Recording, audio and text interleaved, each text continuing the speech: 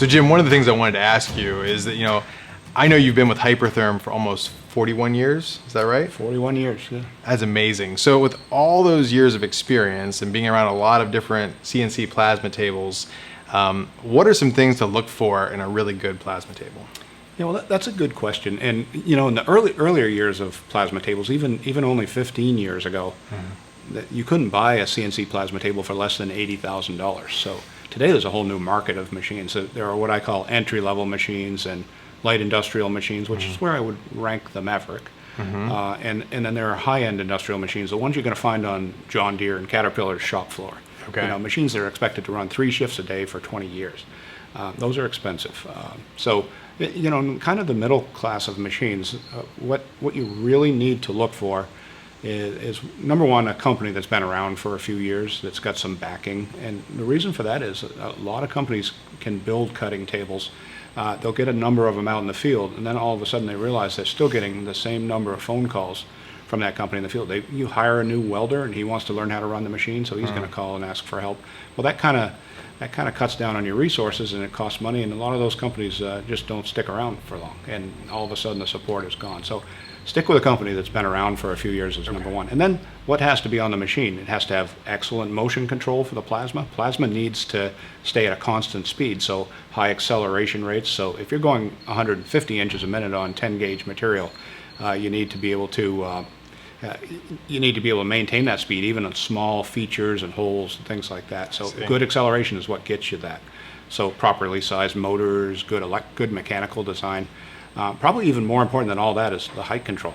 People don't think of height control with plasma cutting, but the height control has to maintain, for the best cut quality and the best consumable life, while it's cutting, the torch has to stay plus or minus about 4 or 5 thousandths of an inch of its specified height, which is usually, a 1/16 of an inch or so off the plate is what it runs. There's not a piece of plate on the planet that's flatter than that, so you need height control. Gotcha. Absolutely. And there's a lot of tables, low-cost tables that are sold without height control on them. So a lot of things like that. A good bed that the material sets on to be cut. You got to replace the slats once in a while, but the machine design is important. And one of the things that I notice about this Maverick machine is that it's a beefy-looking machine. It's built pretty rugged in its class of tables. When you start looking at some of the other brands out there, and you walk up closer to it, while it looks beefy, they've handled the acceleration by making a lot of the moving parts out of aluminum.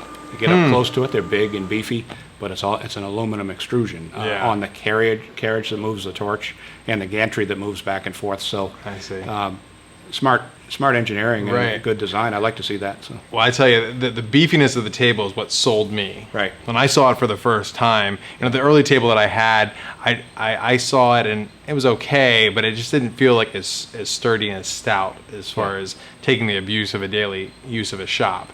So when I saw the Maverick table and how heavy and strong the setup was, I was like, I know that this table will hold up and last. Yeah. I really didn't know much about all the rest of the mechanics of it, although it's just the cut quality was amazing, and that the gantry seemed nice and strong and heavy duty. But that's interesting that makes such a difference. Well, you could have shopped around and found a 5x10 table that was less expensive, right? Oh, absolutely. Yeah. There was definitely a lot of less expensive options on the market, but I tried to contact the people that had those tables, and none of them were super thrilled. They were like, it's fine, but it's not.